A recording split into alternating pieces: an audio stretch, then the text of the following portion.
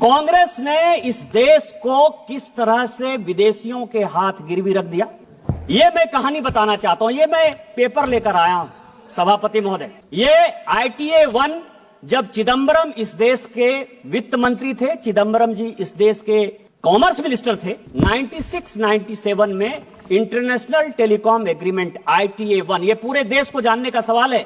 ITA 1 में उस वक्त केवल 14 कंट्री सिग्नेटरी थे।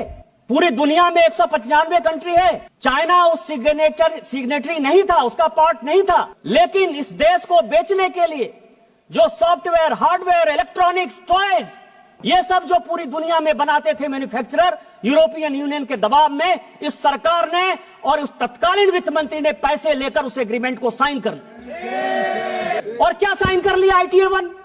कहा कि कोई भी कंपोनेंट आप लेकर आ जाओ, कोई भी कंपोनेंट हार्डवेयर का, इलेक्ट्रॉनिक का, टॉय का, कोई भी लेकर आ जाओ, 0% ड्यूटी लगेगी, 0% ड्यूटी।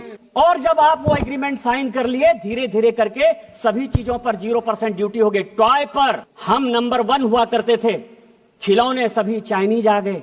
जो ये मोबाइल है, ये मोबाइल चाइनीज आ गया, इसके जो इक्विपमेंट है वो चाइनीज आ गए। आपने जब देश को बेच दिया, संजोग से ये पीयूष गोयल जी आ गए, कॉमर्स मिनिस्टर हैं, तो रोपा पेड़ बबूल का आम कहां से हो? आपने देश को बेच दिया, गिरवी रख दिया। 2014 के बाद जब इस देश में माननीय प्रधानमंत्री बने, उन्होंने कहा मेक इन इंडिया को आगे करेंगे, हमारे देश में मैन्युफैक्चरिंग सेक्टर आगे जाएगा। सारी टेलीकॉम कंपनियों को उन्होंने कहा आज तो असेंबलिंग हो रही है।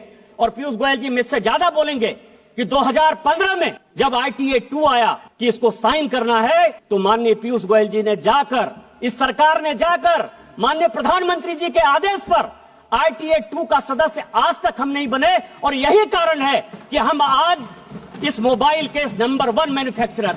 आप ऑथेंटिकेट करो। आप AI की बात कर रहे हो, आप प्रधानमंत्री को मैन्युफैक्चरिंग समझा रहे हो, प्रोडक्शन समझा रहे हो, कंज्यूमर समझा रहे हो। आपने जो देश को गिरवी रखा, आपने जो देश को बेचा, यदि आपके पास प्रमाण है कि माननीय प्रधानमंत्री जी ने यहाँ के मैन्युफैक्चरिंग सेक्टर को नहीं बढ़ाया, चाइना को उन्होंने बैन नहीं किया, आज चाइना को कंपटीशन यदि हम नहीं दे रहे हैं, तो आप ऑथेंटिकेट करो, नहीं तो आप देश से माफी मांगो कि आपने माननीय प्रधानमंत्री जी के इमेज को खराब किया।